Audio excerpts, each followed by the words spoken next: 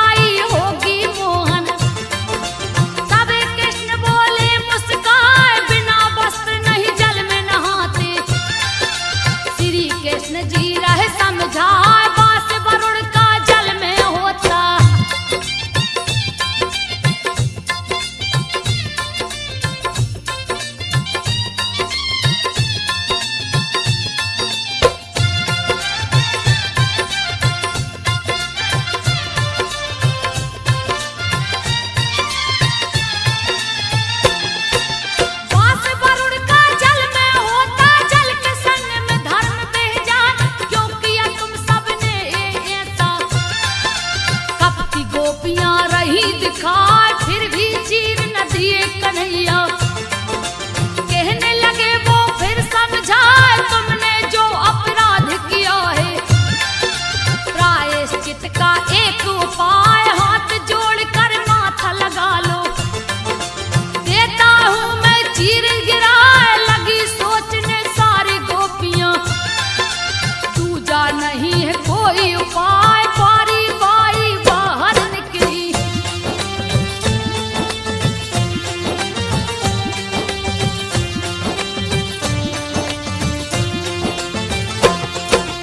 बारी बारी बाहर निकली, जोड़ हाथ लिए कपड़ा जाए, छलकिए गोपियों के संग चलिया।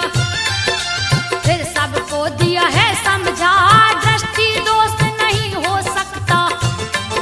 प्रिय आनंद जो मगन हो जाओ, हे अब लाओ ब्रज को जाओ। काम न पुण्य तेरा हो जाए, देवी पूजन तुमने किया है। सारी गोपियां सुन हर्षाए, कृष्ण की लीला बहुत निराली।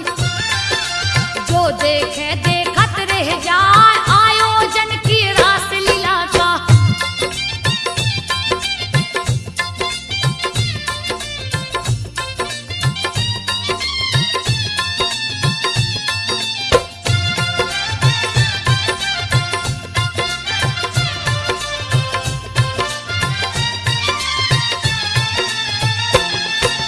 आयोजन की रास लीला का सभी देवी स्त्री संग आए, नवमंडल पे बजा नगाड़ा।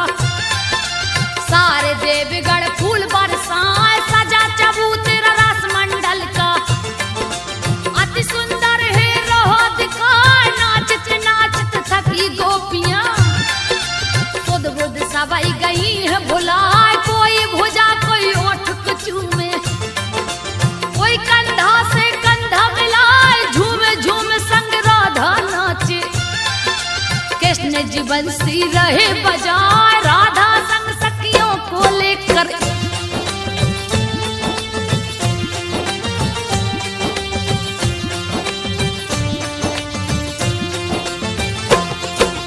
राधा संग सखियों को लेकर रास लीला प्रभु रहे दिखा।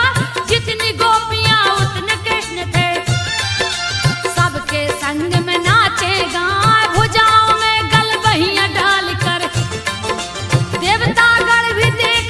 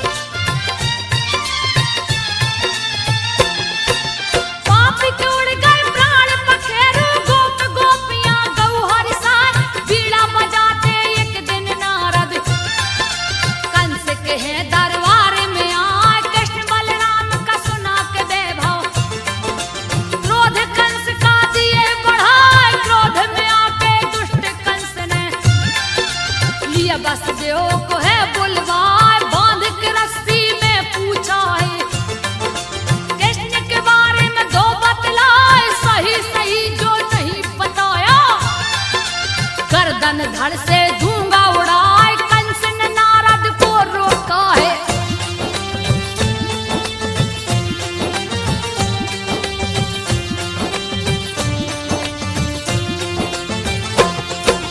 कंस ने नारद को रोका है, फिर उसको बोले समझाए, कृष्ण बलराम दोनों भाई को मथुरा में ही लो बुलवाए, वसुदेव को कारागार में डाला।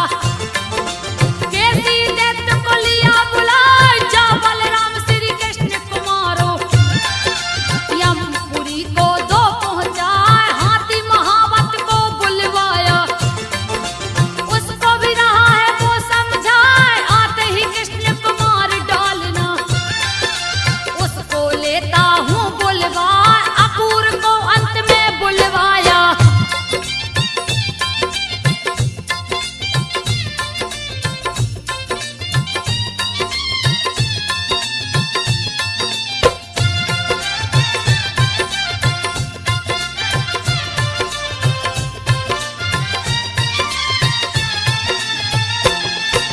अक्रूर को अंत में बुलवाया, बहुविधि कंस रहा समझाए, मैं कर रहा हूँ भव्य आयोजन।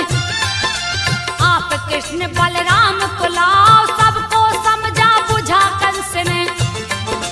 कैसी व्योम को दिया पठाए, घोड़े का है रूप बनाया। रहा अति विकराल दिखाए, वृंदावन में आ पहुंचाए।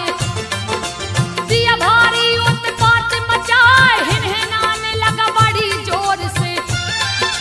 रगरे खूर धरती हिल जाए, ग्वाल बाल भयभीत हुए हैं।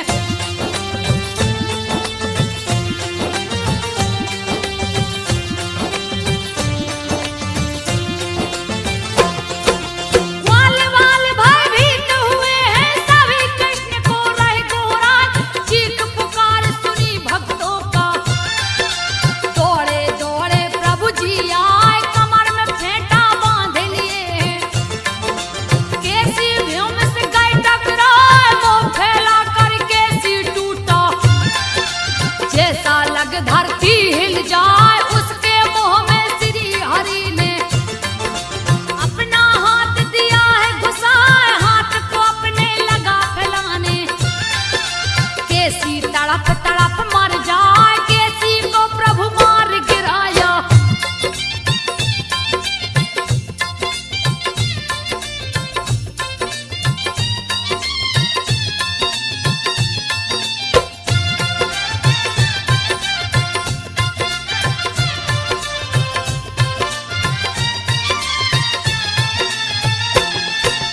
कैसी को प्रभु मार गिराया, सुनकर कंस गया घबराए।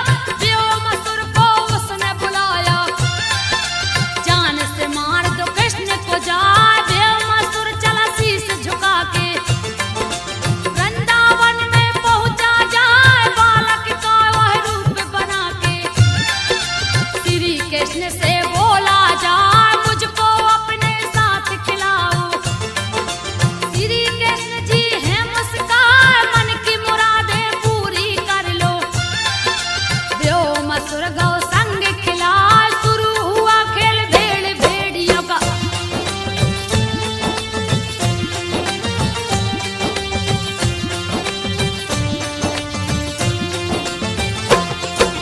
शुरू खेल हुआ भेड़ भेड़ियों का, व्योमासुर दिया माया रचाए। एक एक करके ग्वाल बाल को गुफा के अंदर दिया छुपा, बंद कर दिया द्वार गुफा का।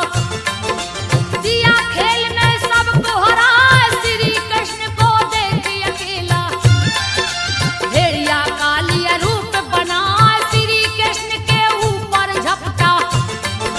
प्रभु पकड़ कर गला दबाए, पटक दिए धरती के ऊपर। प्राण पखेड़ू दिए उड़ाए, ग्वाल वाल को जाके छुड़ाया।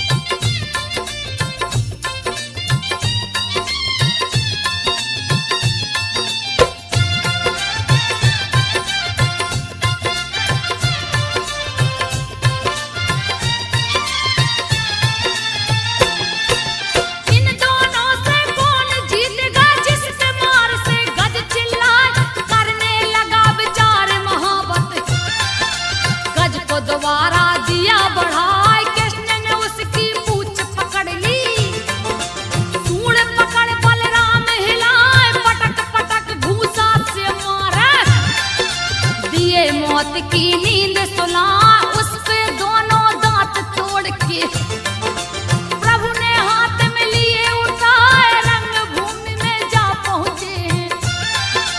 लिए नटवर का भेष बना, देख कंस भयभीत हो गया।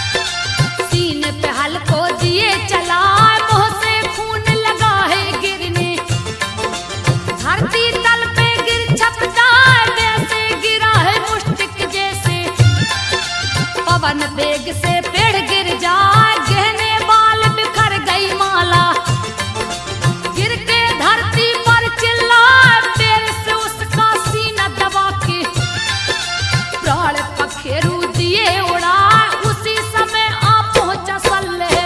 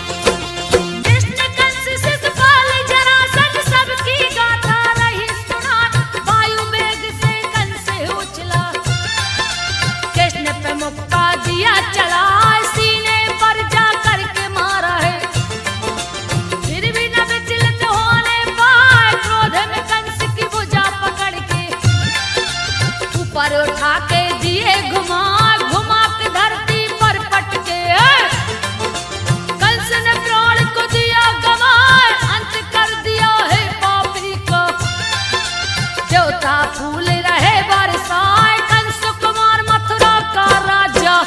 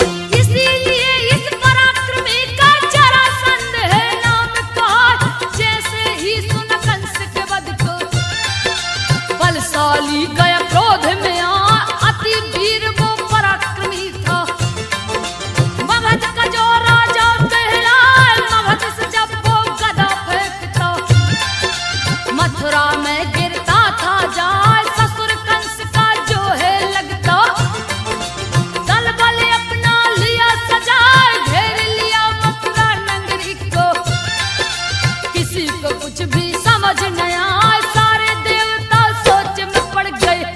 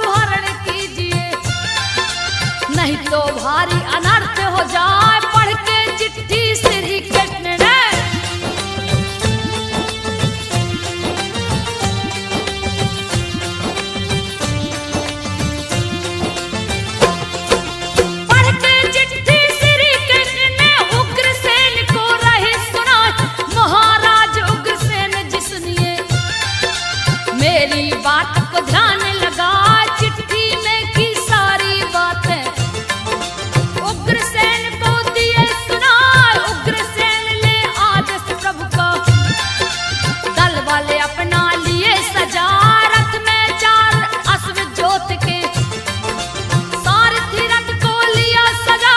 कृष्ण जी रथ में बैठ गए हैं, ऊपर लाल ध्वजा लहरा, जिसको पकड़े हैं बजरंगी।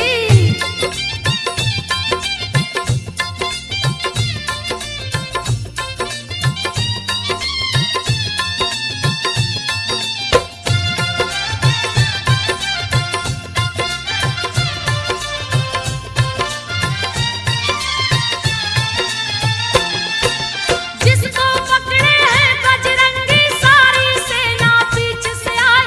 श्री बलराम भी निकल पड़े हैं, कुंडिनपुर में गए समाज, जरासंध शिशुपाल भी पहुंचे। अपनी अपनी सेना सजा, वीरों से भर गई है नगरी। तरह तरह के वीर दिखा, सखियों को लिए संग रुक्मणी। पार्वती पूजन को जा, लक्ष्मी जैसा रूप मनोहर, जिसको देख के सभी लुभाए। पार्वती के मंदिर जाकर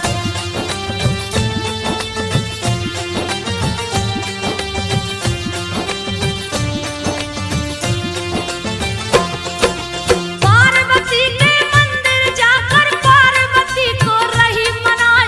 आरती पूजा बंद न करके पार्वती को दिया प्रगटाए। माता हर्षित होकर बोली, मांग लो वर जो मन में आए। तब रुक्मणी ने शीश झुकाकर माता से बोली, हर्षा पति के रूप में कृष्ण दीजिए।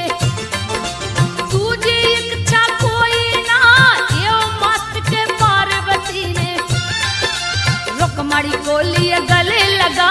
रुक्मणी मंदिर से निकली जब,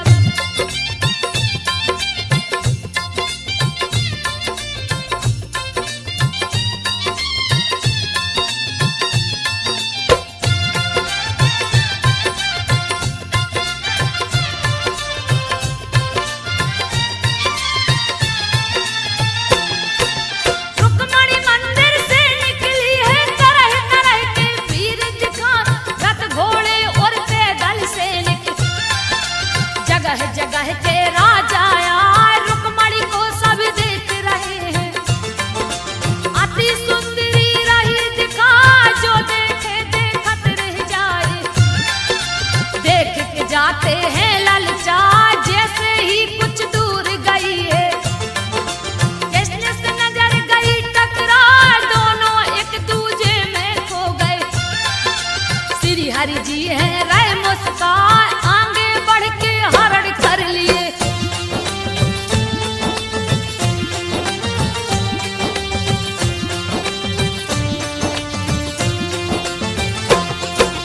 आगे बढ़ के हरण कर लिए, रुक्मणी को है लिए उठाए। अपनी सेना बीच ले जाओ कर, संग में रथ पे लिए बिठाए। उनके पीछे हैं बलराम जी, जिनको देख के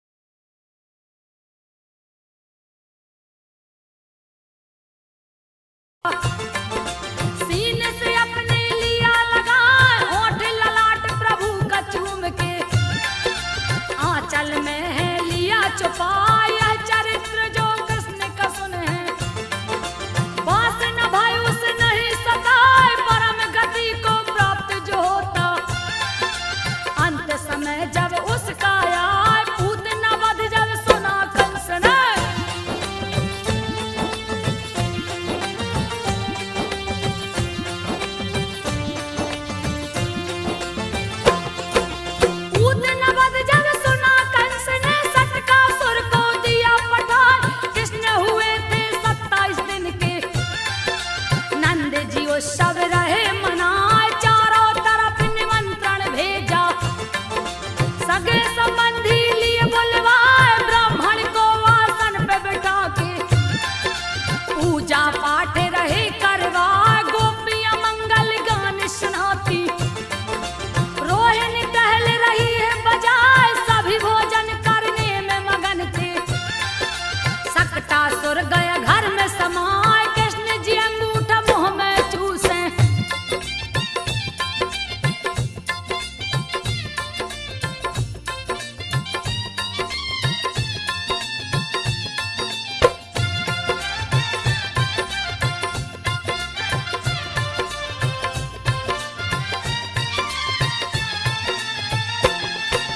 कृष्ण अंगूठा मुख से चूसे, भूख के मारे रहे चिल्लाए। इतने में सकटा सुर पहुंचा, नंद भवन में गया समाए। कृष्ण के पास में जा पहुंचाए, पाके अकेला गया हर साय। पालन में थे कृष्ण कन्हाई, सोचा दूं गर्दन को दबाए। जैसे ही पापी हाथ बढ़ाया, कृष्ण ने लात को दिया चलाए। लात लगा सीने के ऊपर, पापी गया अधिक गुस्साए। तोड़ दिया पलने की डोरी,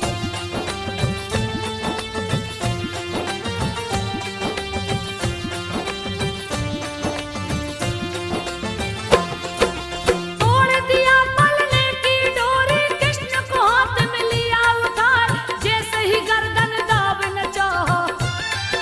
प्रभु जी गए क्रोध में आए, पकड़ लिए सकटा का गर्दन। दर्द के मारे रह चिल्लाए, हरि का पैर पकड़ के खींचा। फिर भी हरि नहीं हिलने पाए, देख के बैरी का दुस्साहस। प्रभु ने मुक्का दिया चलाए, जाके लगा मस्तक के ऊपर। दिए बैरी को स्वर्ग पठाए, सकटा सूर की मौत को सुन के।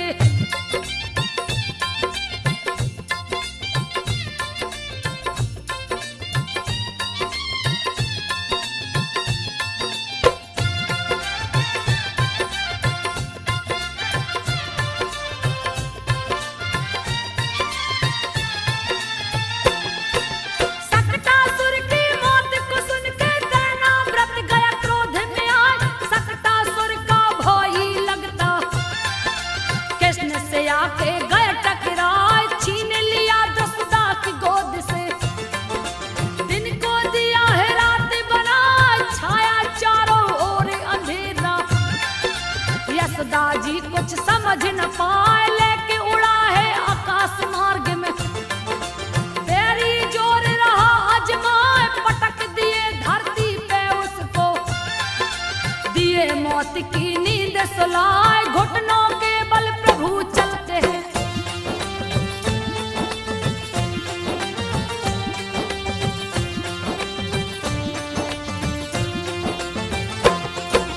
घुटनों के बल प्रभु चलते हैं। मुख पे दही गले पे लगाए, मीठी तोतली बातें करते। गैया की पूछ पकड़ झुल जा, एक दिन रात में चांद को देखा। यशोदा से बोले झुंझलाए, माता मुझको चंदा मंगा दो। कितना सुंदर रहा दिखाए, सुन के बातें श्री हरि की। चंदा मन ही मन मुस्काए, पानी परात में भर के लाई।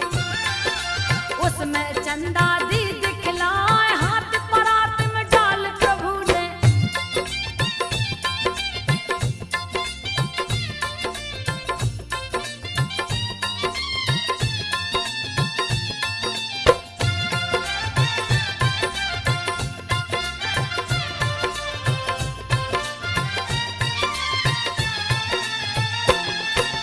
हाथ परात में डाल प्रभु ने, पानी को तब दिया हिला। हो गए चंदा फिर लगे रोने, मैया दो चंदा मंगवाए। खेल देख के श्री हरि का, चंदा उतर के अंगना में आए। अनेक तरह की लीला करके, दूध दही माखन को चुराए। रोज उल्हेना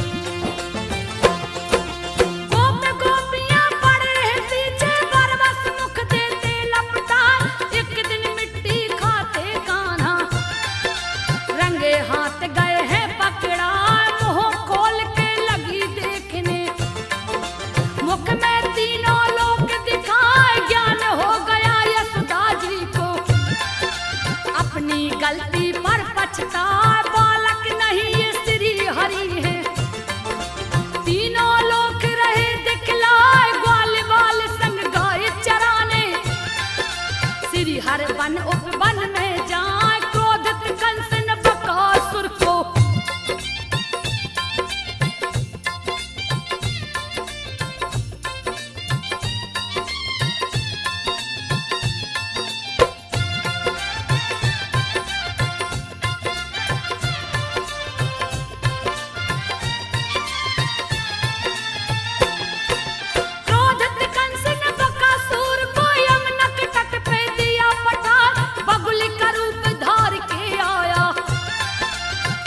बाल सब गए डराए, गैया बछड़ा भागन लागे, दिया भारी उत्पात मचाए, कृष्ण को चोंच में बंद कर लिया।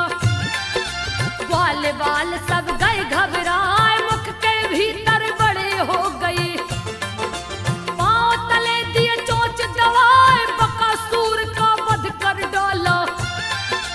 कंस भी भय से गया घबराए, क्रोधी कंस ने अघासुर को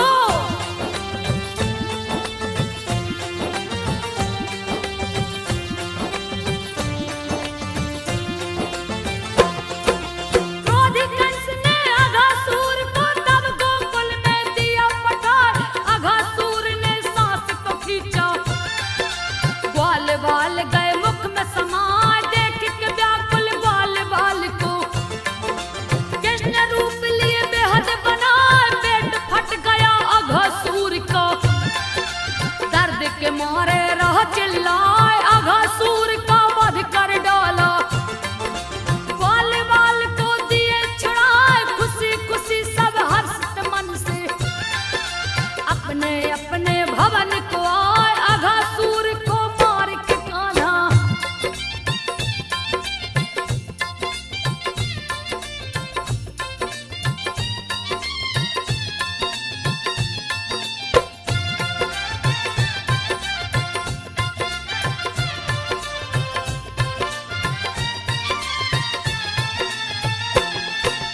अघासुर का वध कर डाला, आसन यमुना तट पे लगाए, मित्रों संग जलपान करते, गैया बछड़े गए भुलाए, ब्रह्मा ने लिया कठिन परीक्षा, सखा सहित लिए सब कुछ राय, ब्रह्मा ने सबका हरण कर लिया।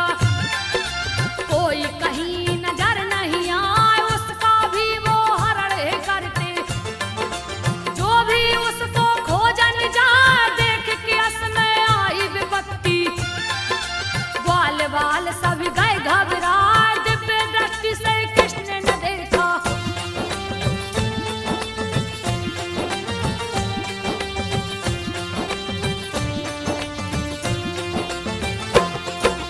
दिव्य दृष्टि से कृष्ण ने देखा, ब्रह्मा से नजर गई टकराए, ब्रह्मा को चोरी करते देख के कृष्ण जी मन ही मन मुस्काए, सारे सखा बिछड़े गायों से कृष्ण जी ने है दिया छुड़ा। दूसरी बार जब ब्रह्मा जी ने सोचा सभी को फिर से चुराए, गैया बछड़ा नजर न आए, कृष्ण कृष्ण नाए दिखलाए, चारों तरफ ही कृष्ण भरे, जिनकी गिनती की नहीं जाए, ओठ पे मुरली को रख कर प्रभु